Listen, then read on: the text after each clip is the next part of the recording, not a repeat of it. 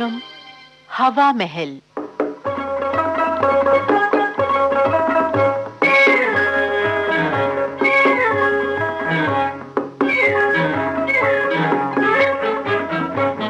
दोस्तों, आज के हवा महल कार्यक्रम में आपको सुनवा रहे हैं आतिश की लिखी झलकी लो कर लो दर्शन। निर्देशक हर्षवर्धन गवई।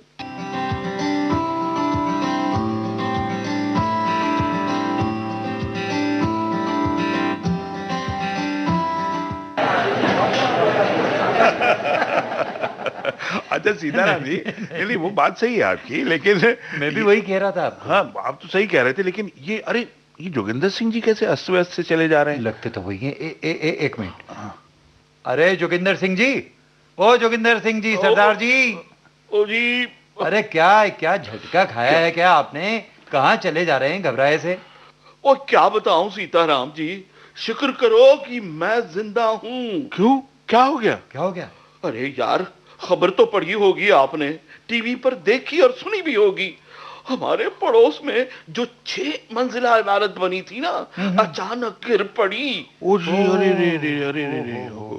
हाँ जी। अच्छा, फिर तो उससे आपका क्या ताल्लुक? ओ यार, हम लोग जहाँ चाय पीते हैं ना, हाँ। मैं उसी के नीचे खड़ा चाय की दुकान से चाय पी रहा था। हुआ क्या? बस सिर्फ 1 मिनट पहले चाय पीकर वहां से बमुश्किल 100 कदम आगे बढ़ा हूंगा कि पीछे से जोर से धड़ाम की आवाज आई।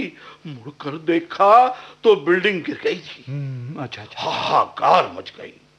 मलबे के नीचे दबकर 30 लोगों की मौत हो गई। बस 1 मिनट का फर्क है, अगर मैं वहां से ना हटा होता ना, मैं भी ऊपर वाले के पास पहुंच गया होता। ओहो, बड़ी बुरी खबर है।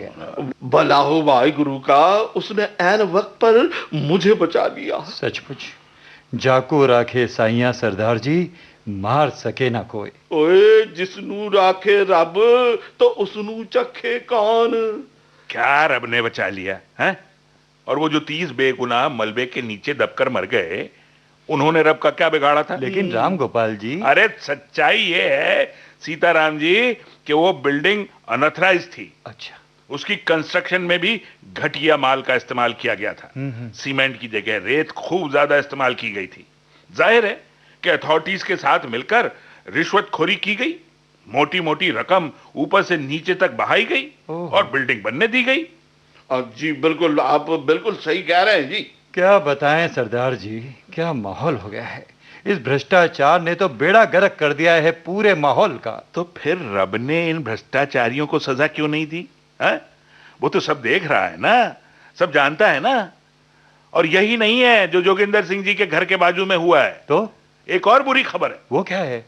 एक अनऑथराइज्ड रेस्टोरेंट में आग लगने से वहां जन्मदिन मना रही एक लड़की और उसके साथी जलकर मर गए। जानते हो, 20-22 साल के 14 बच्चे मारे गए। My God. हाँ जी, ये सही कह रहे हैं। बड़ी दिल दहलाने वाली खबर है सरदार जी। अरे वहां भी तो बेचारे लोग खामखा ही मारे गए ना। अब क्यों नहीं जला डाला उन सभी गुनाहगारों को तुम्हारे रब ने? क्यों नहीं मार दिया उनको? क्या अजीब मजाक है। जो बेगुनाह हादसों में मारे जाते हैं, उनके बारे में बस एक ही राय है, अजी साहब उनकी तो मौत आ गई थी, अजी साहब उनकी तो किस्मत में बस इतनी ही जिंदगी लिखी थी। और जो हमारे सरदार जी जैसे बच जाते हैं, उसका सारा का सारा क्रेडिट भगवान को चला जाता है। लेकिन यही तो कहा जाता है। अरे क्या कहा जाता है आप सीताराम जी, मेरी बात तो पूरी होने दीजिए। आप भगवान को क्रेडिट दे देते हैं, कभी रब को क्रेडिट दे देते हैं। एक और कमाल की सोच है, कमाल का विश्वास है। जो किया वो रब ने किया, जो दिया वो रब ने दिया। अरे साहब देखिए, हम भी पैदा हुए हैं, अपने माँ बाप की औलाद हैं, हमारी भी औलादें हैं। जिसको देखो वो सारा क्रेडिट रब को दिया जा रहा है। सब क्या उसी की मेहरबानी है? बताइए सरदार जी, चुप क्यों हैं? क्या गलत कह रहा हूं मैं? आप तो नास्तिक हो, आप तो ऐसा ही कहेंगे। अरे सीताराम जी, भगवान, ईश्वर, गॉड, रब सब एक विश्वास है जो आस्था बन गया है। गॉड यानी रब ने इंसान को बनाया या नहीं बनाया ये तो नहीं जानता मैं, लेकिन ये कभी ना झुटलाने वाला सच है कि ये इंसान है जिसने रब को बनाया। इंसान के बिना रब को जानता ही कौन है बताइए आप? ये जो जानवर हैं, ये भी तो रब के बनाए हुए हैं ना। ये किसी भी धर्म स्थान के अंदर चले जाते हैं, आराम से लघु शंका से निवृत्त हो जाते हैं, गोबर कर देते हैं। भगवान होता तो ऐसा करते ये कभी? यही तो फर्क है नास्तिक जी, इंसान और जानवर में। जानवर को दिमाग नहीं दिया भगवान ने, इंसान को दिया है सोचने और समझने के लिए। ओए भगवान दास, बहुत देर के बाद आए हो, कितने सी तू? मैं भगवान के साथ क्रिकेट खेल रहा था। क्या बात कर रहे हैं भगवान दास जी? है कोई दूसरा भगवान भी तेरे नाम जैसा? मेरे नाम जैसा नहीं, सचमुच का भगवान, जिसे तुम ईश्वर कहते हो, रब कहते हो, वो मेरा दोस्त है।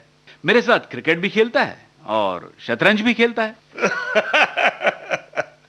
फेंकू चंद है ये हमारा दोस्त जो है ना, ये भगवान दास नहीं, फेंकू चंद है, फेंक रहा है। अरे भला जो दिखता ही नहीं उसकी हकीकत क्या? ढकोसला है सब, रब गॉड। अरे तुम दिख रहे हो, मैं दिख रहा हूं, सीताराम जी दिख रहे हैं, सरदार जी दिख रहे हैं। कहां है तेरा रब?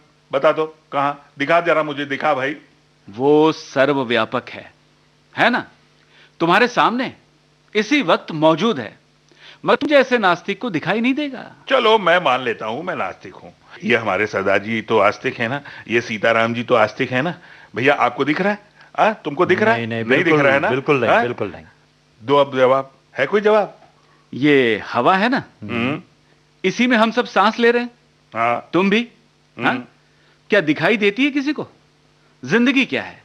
जब तक सांस लेते रहोगे जिंदा रहोगे, सांस बंद जिंदगी खत्म। मैं भगवान का दास हूं, इसीलिए वो मेरा दोस्त है। मैं तो जब भी बुलाऊं वो ओब्लाइज करता है, दर्शन देने आ जाता है। क्या बात कर रहे हैं भगवान दास? हमें भी दर्शन करवा दो भाई। ओ हाँ यार, सानू भी करवा दे दर्शन। चलो ठीक है, तो इस संडे को आ जाओ मेरे घर पे, मैं विनती करके बुला लूंगा रब जी को, आप दर्शन कर लीजिए। ठीक है जी, आ जाएंगे। क्यों सरदार जी? बिल्कुल आ जाएंगे जी। भैया मुझे तो बख्श दो। क्या बात कर रहे हो? मुझे चलिए नहीं। आप भी चलिए। नहीं नहीं नहीं, नहीं। ना ही आओ तो अच्छा है। हाँ। हाँ, भगवान की भी यही इच्छा है। बस आप लोग दर्शन कर लो जी। तो आ जाना आप दोनों, हाँ, मेरे घर। अच्छा जी, सत श्री अकाल। राम राम भगवान दास, जरूर आएंगे हम। हाँ हाँ।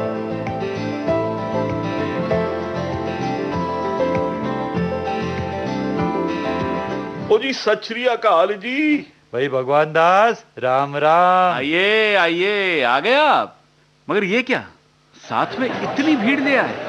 अब क्या करें, जिसने भी सुना दौड़ा चला आया। हमें भी दर्शन करवा दो, हमें भी दर्शन करने हैं, साथ ले चलो। चलो भाई, कारवां ओके चला ओके है। ओके, ऐसा करते हैं, वहां दूर एक लाइन में खड़े हो जाओ सब लोग, हाँ, एक एक करके आना। ठीक है। ठीक है, अंदर कमरे में भगवान जी हाजिर है, कर लो दर्शन। और सरदार जी, आप एक काम करो, आप लाइन लगवाओ। सबसे पहले मैं दर्शन करूंगा जी, और दूसरी बारी आपकी आ जाएगी, लाइन लगवाओ। ओ अच्छा जी, ओ ठीक है जी, मैं जाता हूँ, लाइन लगवाता हूँ। छेती छेती आप भी आ जाना, पहले दर्शन मेरे होंगे। बिल्कुल बिल्कुल बिल्कुल, जाओ लाइन लगवाओ। तो भगवान दास जी, अब मैं जाऊं भीतर दर्शन करने? हाँ हाँ, मगर एक शर्त है। शर्त वर्त यहाँ पर? भगवान सिर्फ उसी को दिखाई देंगे जिसने कभी झूठ ना बोला हो। जी झूठ से मेरा क्या नाता, कोसों तक कोई ताल्लुक नहीं। मैं तो केवल सच ही बोलता हूं जब भी बोलता हूं। जिसने पाप ना किया हो। हो, मैं तो पुण्य का भागी हूं, और पुण्य भी ऐसे करता हूं कि इस हाथ का उस हाथ को पता नहीं चलता। और जिसने किसी को धोखा ना दिया हो। हम क्यों धोखा वोखा देंगे, और भी कोई शर्तें हैं आपकी? जिसने रिश्वत ना ली हो ना दी हो। रिश्वत से अपना दूर दूर का कोई नाता ही नहीं है। किसी लड़की पर बुरी नजर ना डाली हो। हम क्यों नजर डालेंगे, आप बताइए कितनी शर्तें और बाकी हैं आपकी? और जिसने किसी पराई स्त्री को कभी ताका झांका ना हो। अरे भाई, क्यों जागेंगे ताकेंगे किसी पराई स्त्री को? और भी कोई शर्त है या भीतर जाऊं दर्शन करने? जाओ, अंदर जाओ, दर्शन कर लो। ठीक है, ये चला। क्यों जी सीताराम जी, मिल लिए भगवान को, हो गए दर्शन रब के। दर्शन? अरे भगवान दास जी, दर्शन की बात करते हो? हाँ, हो गए हो गए हो गए, बहुत अच्छे दर्शन हो गए। विराट प्रभु का स्वरूप, ओ हो, आत्मा प्रसन्न हो गई। क्या साक्षात दर्शन दिए हैं, आपका भी बहुत बहुत धन्यवाद प्रभु। इसी तरह सरदार जी ने भी दर्शन लिए, और जो भी आया था सभी ने यही कहा कि उसे भगवान के साक्षात दर्शन हो गए हैं। अब आप सोच रहे होंगे कि मैं क्यों हंस रहा हूं। मैं इसलिए हंस रहा हूं क्योंकि ऊपर बैठा भगवान भी हंस रहा है। लो कर लो दर्शन। अभी आप सुन रहे थे आतिश की लिखी ये झलकी। निर्देशक थे हर्षवर्धन गवई। इसमें भाग लेने वाले कलाकार थे अमरकांत दुबे, अशोक सोनावने, राजेंद्र त्रिपाठी और जयंत पात्रिकर। ये थी विविध भारती मुंबई की प्रस्तुति।